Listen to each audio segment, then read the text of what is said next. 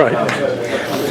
Coach, first couple of days of practice, you have a little bit more intense demeanor, it seems like, than some of the other guys right off the bat. Do you think it's important for defensive players, to have that balance, have a fiery guy, maybe have technical guys? I do. I mean, I think you got to pay attention to detail, and I think you got to have, you got to set your standard high for your players. And I think you have to, sometimes you got to have good cops and bad cops, and I just think that not necessarily that you're being negative. Sometimes you just coach loud, and because you're demanding, that your players pay attention to details. So I just think I tell my players all the time, if you let some 50-year-old man get under your skin, you're not ready to win in front of 75,000 people. So, what are the biggest challenges, the things that you have to address the most the first few days of practice? Well, again, just kind of knocking the rust off. It's been a while since we've been out there since spring football, but I've been very pleased with the progress that we've made over the first 2 days. I mean, the guys are flying the football, playing with a lot of confidence, and I think that's going to be key for us, because we've got a lot of big shoes to fill defensively. Everyone, we know what we are offensively. Defensively, we've got to develop an identity,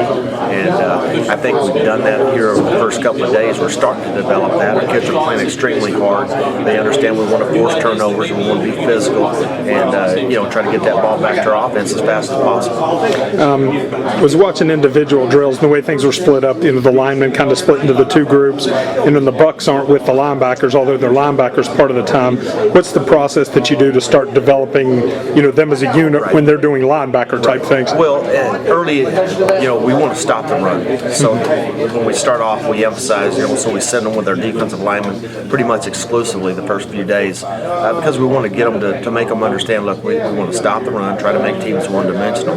As we move through the process here at fall camp, we'll eventually start working them, sharing time, doing drills where we incorporate more some of the linebacker drops and stuff, things that, more of the linebacker skills. At first, we feel like it's more important to be able to get them up there into the front, get them in the mix of stopping the run. Mm-hmm. You've got guys that seem suited to different, jobs there. Obviously, Josh Francis is a rush guy, that's going to rush the passer, maybe get back there. Some bigger guys like Jawan and maybe even a Tyler Anderson that play the end, whatever. Is there enough time to, kind of work them into all the different things they have to do? Well, that's the biggest challenge. I mean, is, therefore, what makes it good when you have depth like that at that position, you have certain guys, like you just said. You have Josh, who's extremely good at rushing the passer.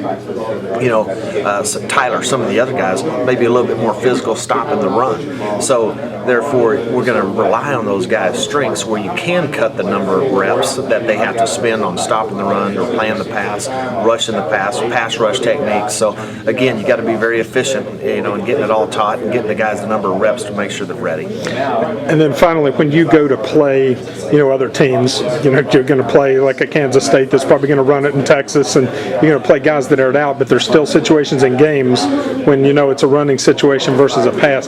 Is it difficult to have all those guys ready, getting them in and out, responding to what the offense does? Well, not really. I don't think you can ever, like I said, you just have to be efficient and be very well coordinated and getting the guys the right reps, the number of reps, and putting them in situations that they're going to be in on a game. That's what Coach Slaughter and I were talking about this morning. I mean, if you look at it, when it really boils down to it, you got Oklahoma who can run the football, Texas will be able to run the football, Kansas State can run the football, TCU can run the football, Oklahoma State can run the football.